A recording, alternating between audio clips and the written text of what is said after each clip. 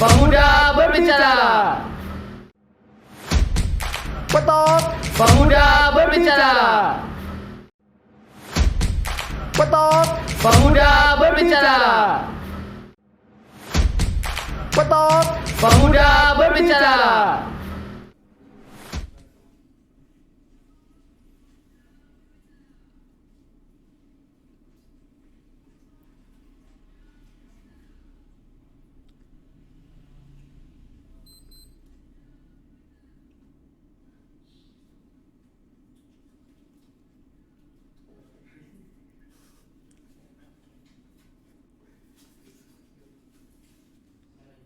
Ya, sebelumnya Assalamualaikum warahmatullahi wabarakatuh. Selamat malam pemuda Pacitan, sahabat Pepa kalau julukan dari Pitok Mas. Jadi ini ada sebutan khusus di acara Pitok atau pemuda berbicara ini adalah sahabat Pepa untuk menyapa para sahabat-sahabat pemuda Pacitan. Seperti itu.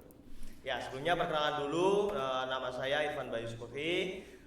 Saya malam ini didampingi atau mendapatkan tamu spesial. Tamu spesial nih, ada Mas Prastyo Aji.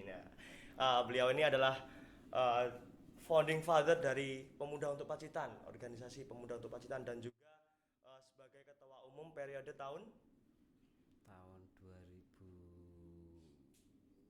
2017 sampai sekian. Ya, ya 2017 sampai 19 ya. Jadi setelah 2019 itu berpindah tangan atau dilanjutkan estafetnya dengan saya dan teman-teman sampai detik ini, sehingga kita mampu menyelenggarakan Youth Alliance Rendes Force yang ke-8 ini dengan tajuk Sambung Lampah,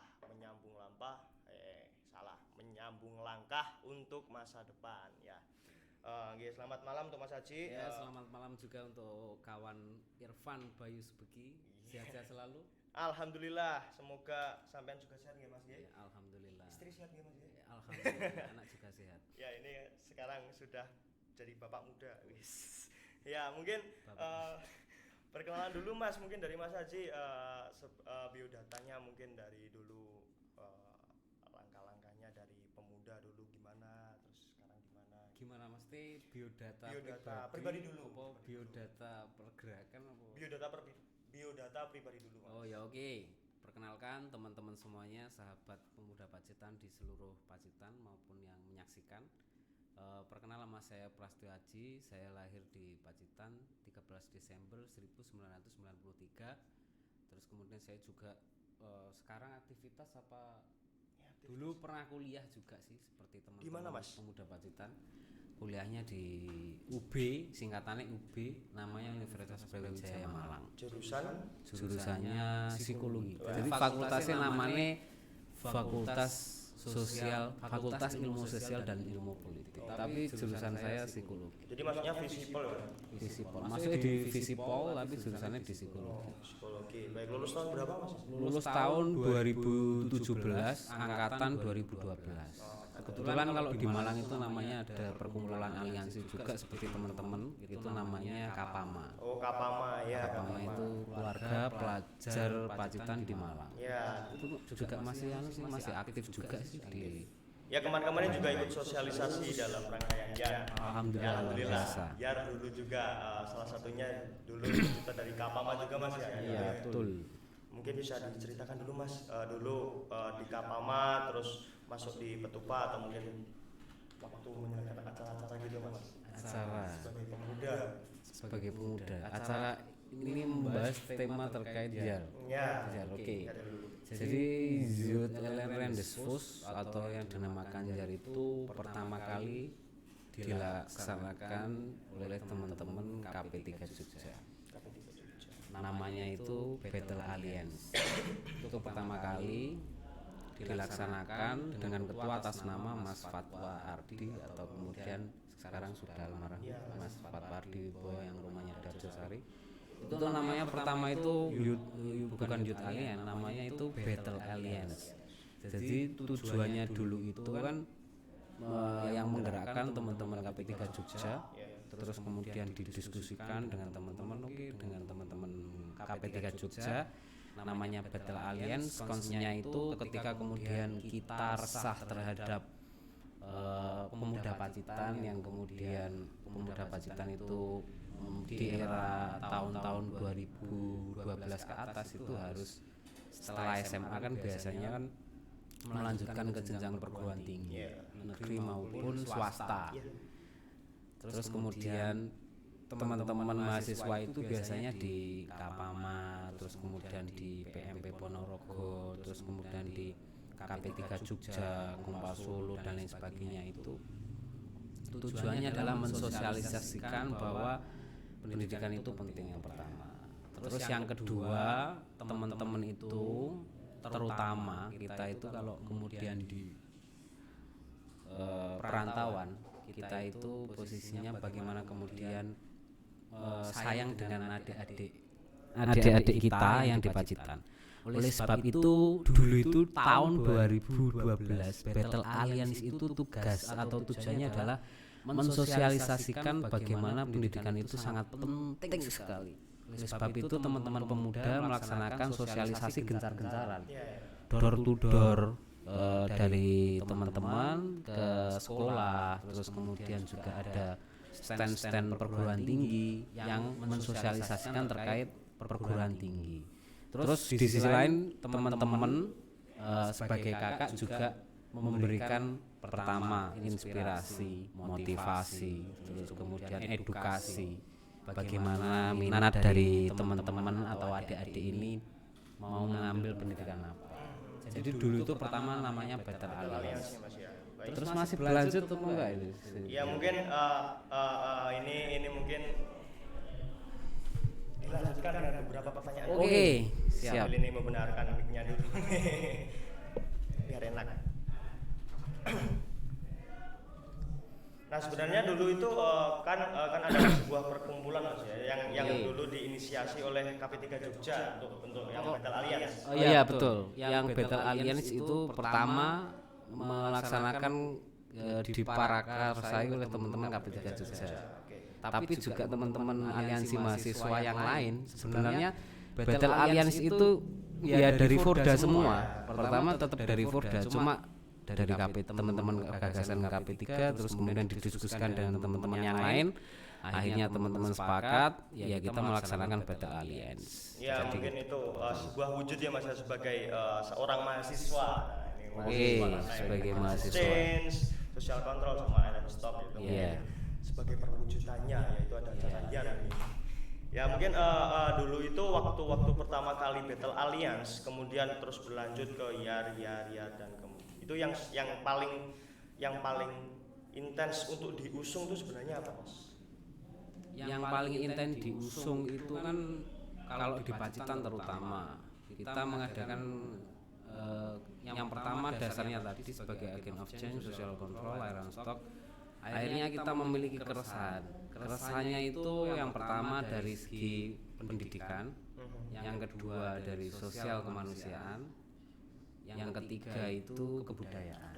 Jadi di hari ini kita memang gencar-gencarnya untuk mengambil tema maupun dimensi dari segi itu tadi tiga, pendidikan, sosial kemanusiaan dan kebudayaan. Karena kita berpikir bahwa generasi pemuda Pacitan kedepannya juga harus terus mengeluarkan ide, gagasan maupun kreativitas untuk membuat kegiatan-kegiatan atau sejarah yang dimensinya itu tadi, pendidikan, kebudayaan dan sosial kemanusiaan. Di latar belakang itu, oleh sebab itu setiap tahunnya ada kegiatan Youth Alliance Discuss yang kemudian kita diskusi fenomena apa yang harus kita angkat selama periode 1 tahun ini. Dulu biasanya kita dengan data apa yang dikonsenkan, contoh pernah temanya Sinau Budaya karena era gadget, era milenial dan lain sebagainya, makanya teman-teman di Pemuda Pacitan itu banyak yang masih latihan kerawitan, terus kemudian reog dan lain sebagainya. Jadi itu sih maksudnya konsen dimensinya di situ. Ya alhamdulillahnya sekarang sudah sampai di Yar yang ke-8 Mas. Alhamdulillah ya masih semangat pergerakan jadi pemuda itu luar biasa sekali nih teman-teman pemuda untuk Pacitan ini. Saya Ya. melihat platform medianya itu juga gencar sih, mesti bagus dari segi editing, video dan lain Perkembangan sebagainya. zaman, Mas. Mengikuti perkembangan zaman. Oke. Sebenarnya ada masa-masanya sendiri. Kalau dulu mungkin lebih pergerakannya itu lebih bisa dibilang sering diskusi gitu Mas ya kalau dulu. Sering sekali. Sering sekali. Jadi diskusi itu dulu itu tidak banyak seperti sekarang diskusinya. Diskusinya itu 4 orang, 5 orang, 6 orang. Dulu itu ada 3 tempat, namanya tempatnya biasanya itu di Gria Kasmudinan, terus kemudian di Gria Mangkudarsanan, Gria Gamperanom. Tapi pertama kali itu kita itu diskusinya di rumah saya sama di rumah Mas Wogi. Oh, Mas Mas Wogi Wogi. Elvandianto Ardi, Ya. juga founding father yang sekarang mungkin sibuk menjadi lawyer. Iya, lawyer di Jogja Mas ya. Mas Alhamdulillah. Wogi itu sahabat mikir, juga sahabat saya bergerak sejak tahun 2012, dan teman-teman lainnya yang banyak sekali seperti Mas Agi, banyak pokoknya.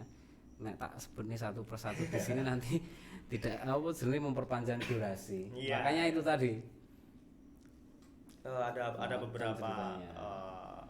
pergerakan pemuda itu sebenarnya pemuda jika ditilik itu kan dari UU tahun 2019 ya. UU 40 itu kan 16 sampai 30 tahun. Nah, semisal Mas Haji ini udah lewat dari 30 tahun nih, apakah masih bisa dikatakan pemuda nih, Mas? masih bisa dikatakan pemuda. Karena apa, Mas? Karena pemuda itu kan kita melihat dari segi, ya mungkin dari segi undang-undangan sampai 40 tahun. Pemuda itu kan kiprahnya, Oh, oke. perbuatannya, pergerakannya, idenya, gagasannya berefek atau tidak. Jadi konsepnya itu. Jadi masih muda itu ya tadi, yang pertama juga umur, terus yang kedua apa yang kemudian diberikan, kiprah apa yang bisa disuguhkan, membuat sejarah apa yang kemudian bisa berefek terhadap perkembangan zaman atau kemudian yang masih bisa menjadi habit atau kebiasaan. Jadi pertama tadi gagasan, ide, karya, kreativitas dan sejarah yang dicatat, terutama di Pacitan ini kan kita membahas pemuda untuk Pacitan. Ya. Posisi yang kita bisa berikan gitu loh, berikan itu banyak karena ya pemuda itu kan spek profesionalismenya kan banyak. Kalau di akademik, contoh saya posisinya jurusannya psikologi, terus kalau di bidang non akademik di olahraga apa, tidak melulu terkait ide gagasan, tapi bidang apapun bisa berprestasi di olahraga, mengharumkan nama Pacitan, itu termasuk pemuda yang memiliki kiprah dan karya. Bahkan dari game juga bisa, Mas ya kan? Sangat bisa kan, era milenial Iya, ya. milenial. Ini erane milenial apa zilenial? Zilenial sih kalau ya. Kalau milenial itu tahun-tahun 2017 Oh gitu iya. ya. Nek saya itu posisinya apa? Zilenial, milenial. Itu jadi lebih ke situ Mas Bayu. Jadi lebih ke kiprah, pergerakan, perbuatan, apa yang kemudian bisa diberikan, dan itu step by step. Kategorinya itu kalau saya mengatakan itu kalau namanya kita aktif di organisasi itu kan sense of genius. Gimana tuh Mas penjelasannya? Ya sense of genius itu kita ya mesti apa ya, maksudnya sense of genius itu ketika kemudian kita asik di organisasi, maksimal mungkin dengan kiprah kita, terus kita bisa membuat sejarah. Sense of genius di situ. Kita belajar di organisasi sebagai tim pertama lapangan, yang kemudian biasanya kalau dulu di Petupa terutama ada 3 biasanya yang tak ajarkan. 3 itu yang pertama tim eksekutor di lapangan, biasanya sing usung-usung ya. Itu namanya kaderisasi. Yes, pokoknya teman-teman sing isik masih muda dan baru. Iya, bertenaga. Isik bertenaga, isik semangat. Dia itu sering posisinya ya tim lapangan lah, eksekutor di lapangan. Terus kemudian tim konseptor. Konseptor itu yang kemudian dia mengkonsep nganggo laptop iki, deadline ini, gagasannya ini, terus kemudian step by stepnya ini. Akhirnya tadi itu proses organisasi tadi bergumul dengan sesuatu memiliki teman-teman itu kapasitas.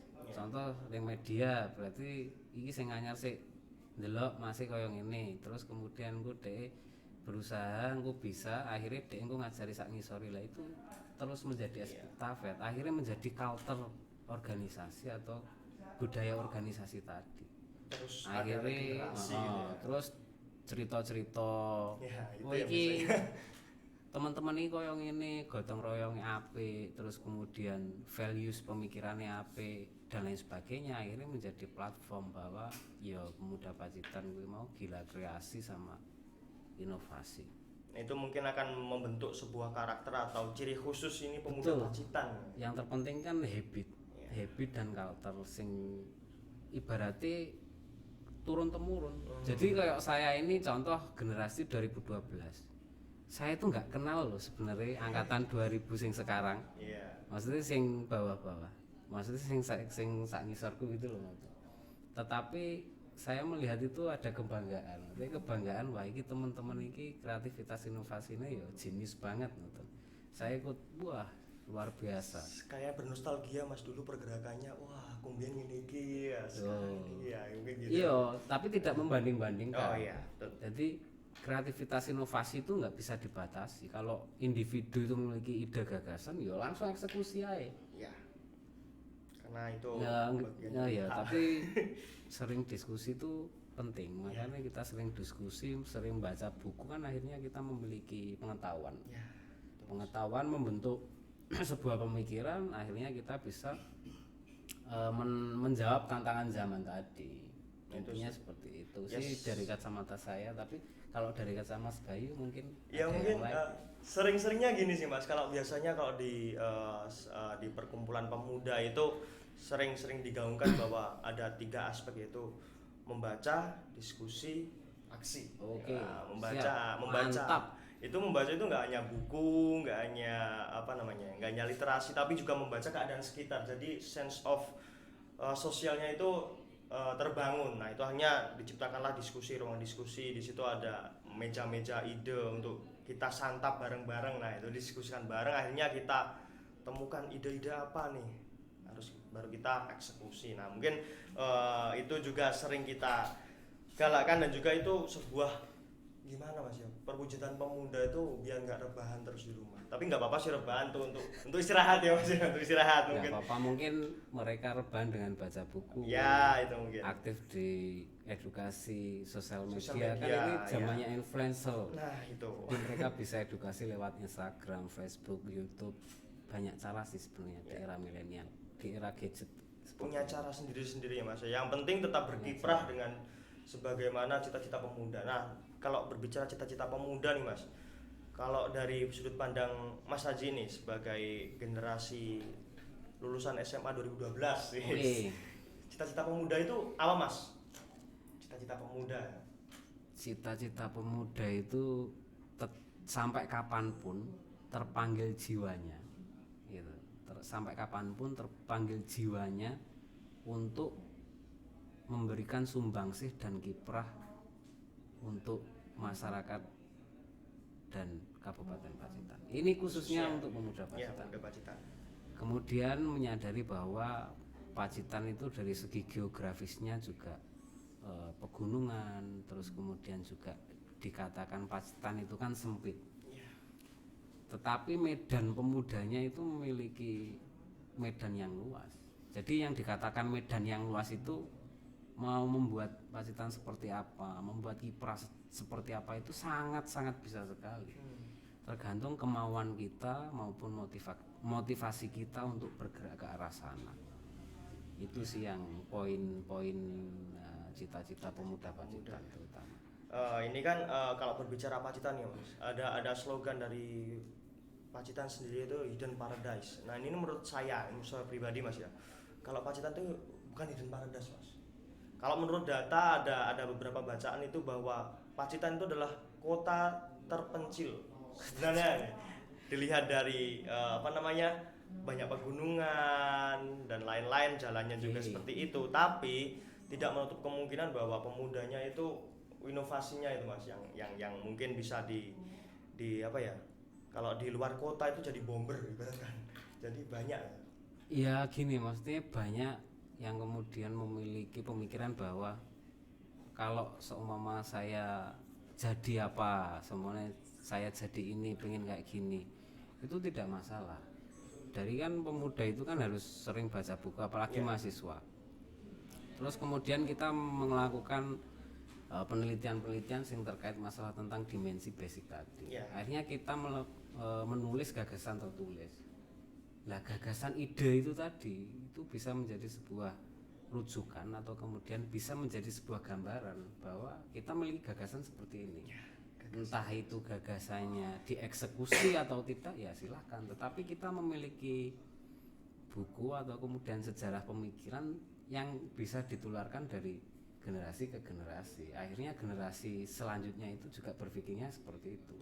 Jadi tetap produktif itu loh maksudnya. Produktif untuk terus resah. Terus resah ini artinya ya terus berpikir bagaimana kemudian nek bosone di Betupa itu namanya basa Jawa sih. Mupati waluyaning bangsa lan negara. Satemah jati jati temah nirmala. Lah Betupa ini kan lambangnya kan kayon. Kayon itu kan gunungan itu loh, gunungan wayang. Gunungan wayang.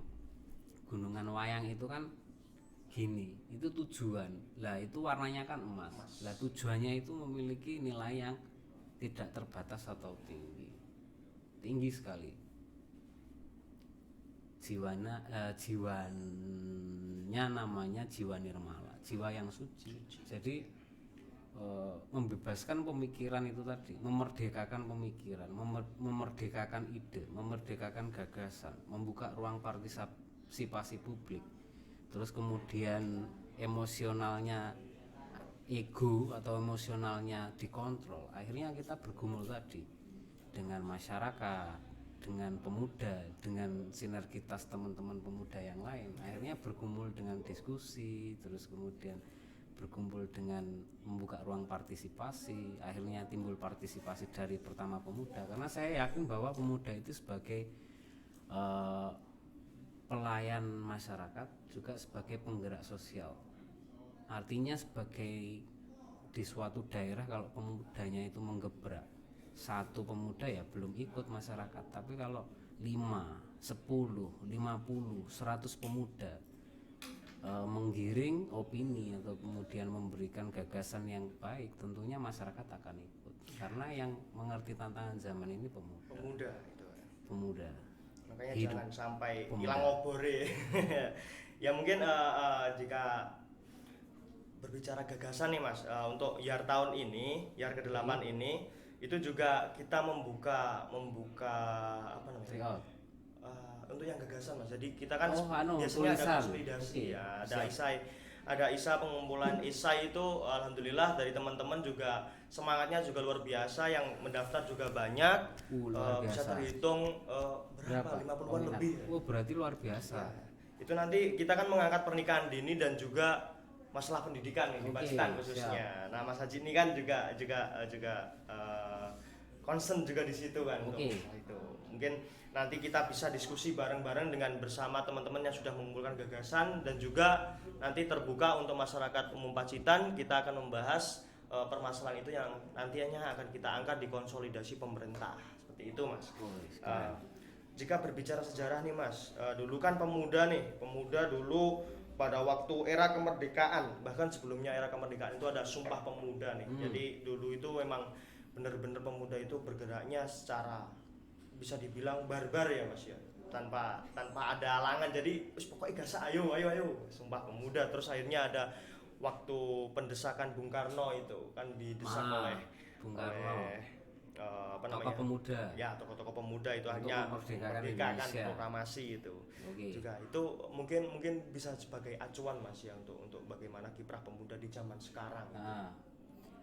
Jadi kalau menilik sejarah kiprah itu kan, kalau bahasa sejarah loh teman-teman, kan dimulai dari kebangkitan nasional. Setelah kebangkitan nasional terus lahirlah Sumpah Pemuda. Setelah Sumpah Pemuda terjadi deklarasi kemerdekaan Indonesia. Setelah itu Soekarno, terus kemudian 65 pembantaian itu tadi. Tapi eranya Soekarno itu ada tokoh pemuda atau mahasiswa namanya Suhogi, yang kemudian ya memberikan gagasan, memberikan kritik masukan,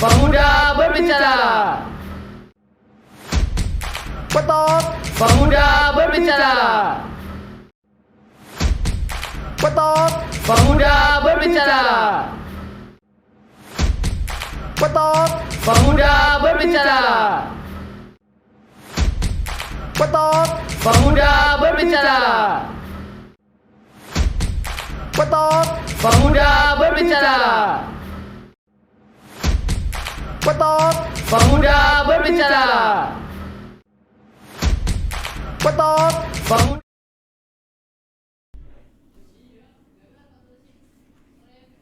Ya, kembali lagi bersama saya Evan Bayu dan Mas Prastyo Aji ini. Oke. Kita kembali berdiskusi lagi Mas, yang membicarakan tentang kiprah pemuda untuk mewujudkan perubahan. Nah, ini jika berbicara pemuda dan khususnya di Pacitan nih Mas, kita ambil beberapa permasalahan nih tentang pendidikan.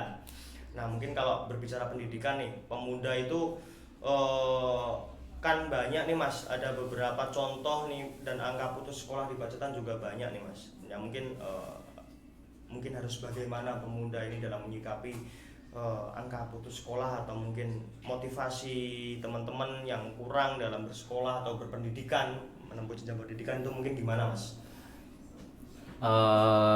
Sering gitu ya. Kalau solusinya mungkin saya itu berharap di Pacitan itu teman-teman, pertama pelajar SMA itu suka untuk berorganisasi. Ketika suka berorganisasi, nanti ada momen-momen yang kemudian sering berkumpul atau dialog dengan kakak-kakak yang lebih tua, yang kemudian kuliah atau dan lain sebagainya. Kemudian seiring berjalannya waktu, sering berorganisasi, terus kemudian sering dialog, akhirnya teman-teman pelajar ini memiliki wawasan bahwa pendidikan itu pertama penting. Terus pendidikan ini banyak peluang di beasiswa juga. Terus pendidikan ini asik dalam arti ya asik, pendidikan asik, berorganisasi asik, berdialog asik. Akhirnya teman-teman ini memiliki pemikiran untuk pendidikan ini sangat penting. Terus kemudian dibantu dengan wawasan atau kemudian edukasi dari teman-teman pemuda bahwa tantangan di era 4.0 atau kemudian di era generasi sekarang ini, bahwa pendidikan lulusan ini hanya bisa bekerja di sini. Terus kemudian pendidikan penting karena SDM Indonesia atau Pacitan itu harus memiliki kapasitas atau kemudian memiliki pendidikan yang berjenjang seperti sarjana, magister, atau sampai doktor atau mungkin profesor. Jadi teman-teman itu memiliki motivasi untuk terus mengejar ilmu tadi dengan sisi akademik sesuai dengan basic atau kemauannya. Nah, itu kita bantu dengan sosialisasi terus menerus. Kalau bisa yuk tidak cuma satu tahun sekali, tapi 1 tahun 4 kali atau 1 tahun 10 kali. Door to door kita sering melakukan pendampingan ke teman-teman SMA sih terutama, tapi kita mulai dari teman-teman SMP. Jadi sampai habit atau kultur itu teman-teman SMP atau SMA itu kalau ditanyai apa sih kemudian bakat minatmu, dia itu sudah bisa menjawab, Mas saya pengen jadi advokat, saya pengen jadi pengacara, atau kemudian saya pengen jadi teknik sipil, atau kemudian dan lain sebagainya. Nah, itu pentingnya kita melakukan edukasi sedini mungkin, edukasi pendidikan sedini mungkin. Jadi seperti itu. Ya, ini kan tadi Mas Adi juga menyinggung sedikit tentang organisasi nih Mas. Apa sih pentingnya organisasi itu bagi pemuda, sebenarnya apa Mas? Ya, organisasi itu penting sekali karena organisasi itu posisinya sebagai ruang buat teman-teman pemuda untuk mengekspresikan ide, gagasan, karya tadi. Itu yang pertama. Yang kedua, organisasi ini menjadi tempat atau wadah kita melatih jiwa soft skill atau jiwa komunikasi, sering sharing, saling mengerti, saling memahami, saling menghamati, dan jiwa profesionalisme. Terus yang ketiga, di organisasi itu nanti terbentuk jiwa leadership. Leadership itu contohnya mengambil keputusan ide, terus kemudian juga keberanian untuk kita menyampaikan ide gagasan, keberanian menulis, keberanian untuk memimpin teman-temannya, mengajak teman-temannya ke hal baik. Itu kan termasuk positifnya di organisasi, sangat penting itu seperti itu. Ya, mungkin teman-teman yang pemuda nih yang pengen untuk berdiskusi lagi dengan Mas Haji mungkin bisa di lain waktu juga ya. Tapi ini kita lanjutkan dulu. Jadi kan tadi sedikit menyinggung tentang organisasi. Ada teman saya nih Mas, ada teman saya tuh yang bilang kalau di pendidikan formal itu hanya mendapatkan nilai 4. Oh, nilai 4. Nilai 4 kan fullnya kan sekarang skala nilainya 1 sampai 4 aja. 4 100 artinya.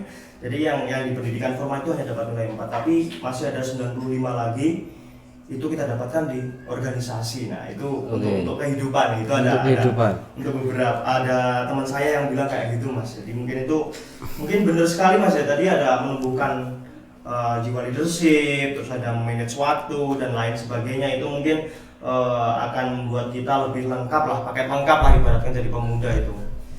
Jadi nggak hanya beberapa poin saja, tapi bisa paket lengkap untuk belajar di organisasi atau menempuh pendidikan biar berwawasan luas gitu Mas ya. Iya, untuk menambah teman, Ya, menambah sosial lah. say hello sama teman-teman, menambah teman cerita, curhat, dan lain sebagainya. Itu tadi mungkin yang poin pertama tentang pendidikan Mas. Nah, kalau yang poin kedua nih Mas tentang sosial kemanusiaan. Nah, ini pemuda Pacitan ini kan akhir-akhir ini Pacitan sering terjadi bencana gitu Mas.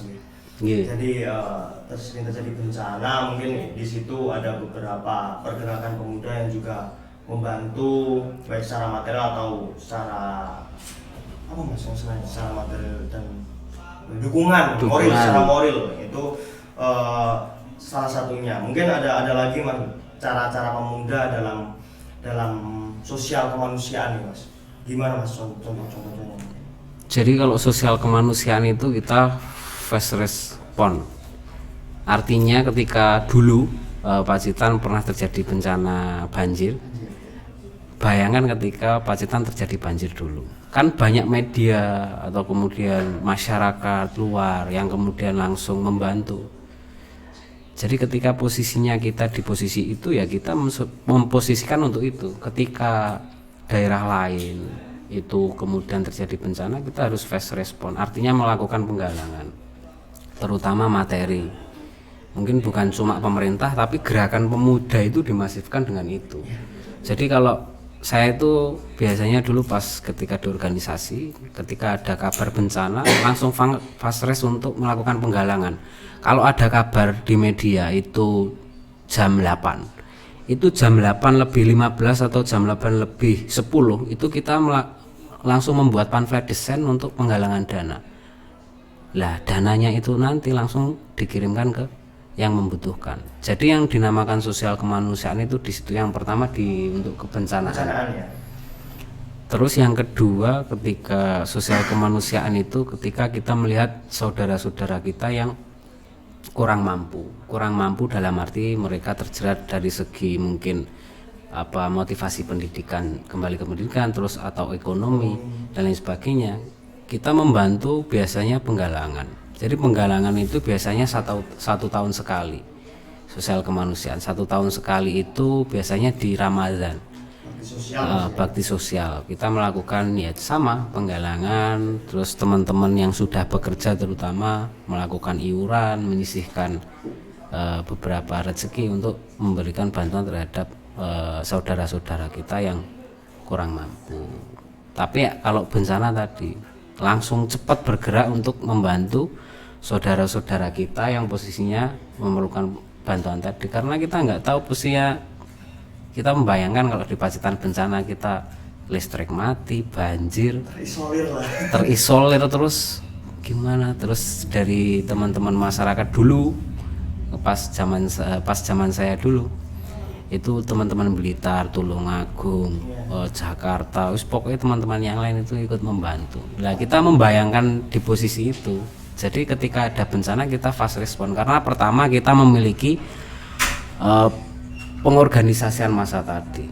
Jadi massa itu tadi ya kita organisasikan untuk langsung membantu tadi, sedemikian per menit langsung bergerak. Itu sosial kemanusiaan. Kalau di masyarakat konsepnya pendampingan. Sosial kemanusiaan itu kan banyak.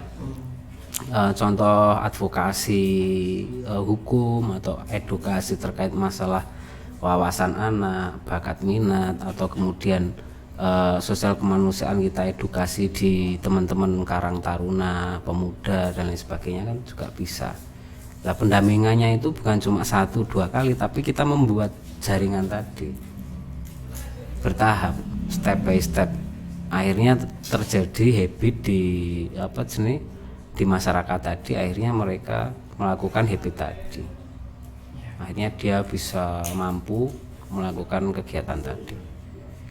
Jadi gitu yang dinamakan sosial kemanusiaan dari kacamata saya loh. Iya, intinya kan manusia kan karena kita juga sebagai makhluk sosial. Yang terpenting kita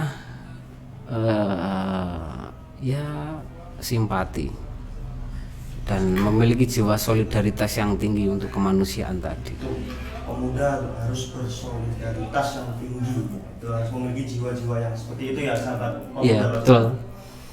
Apa bedanya pemuda sama orang tua ketika pemuda melihat terjadi bencana itu tidak bergerak cepat?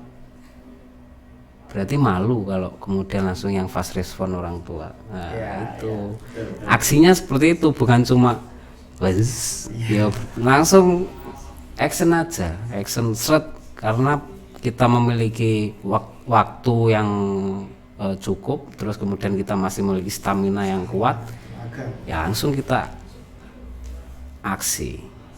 Fast respon lah intinya kalau berbicara tentang sosial kemanusiaan. Ya ini mungkin poin selanjutnya ini tadi kan ada 3 ini. Ada yang selanjutnya ada kebudayaan nih Mas. Kan karena zaman-zaman pemuda sekarang Mas, ini kan sudah menghadapi integrasi dari sosial media dan lain sebagainya, terus arus globalisasi semakin tidak ada batasnya itu Mas. Nah, kemudian karena Indonesia khususnya dan Indonesia secara umum dan khususnya di Pacitan ini kan memiliki kebudayaan yang banyak dan beragam. Nah ini bagaimana dalam menghadapi era-era seperti ini untuk menjaga kebudayaan? Pemuda perannya harus gimana, Mas?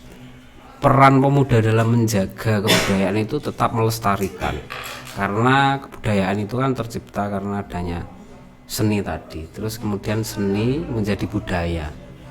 Ya pemuda sampai hari ini harus terus melestarikan sesuai basicnya masing-masing.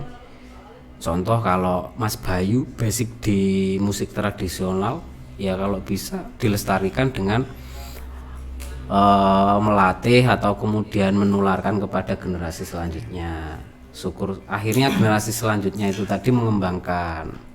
Kalau saya basic di pencak silat, saya juga sama masih mengembangkan itu kan ya budaya ditularkan. Akhirnya terjadi kebudayaan ini menjadi tuan rumah di negeri kita sendiri. Kalau kemudian kita tidak melestarikan, kita tidak peduli, akhirnya tidak menjadi tuan rumah, malah orang lain atau bangsa lain lebih mesti nggak diklaim. Mesti yang malu itu ketika negara lain atau kemudian daerah lain itu lebih kapasitas atau memiliki jiwa yang bagus, lebih memiliki lah ya. Iya, terutama itu. Ya mungkin ada beberapa kasus nih Mas, kalau berbicara tentang kebudayaan yang di Pacitan.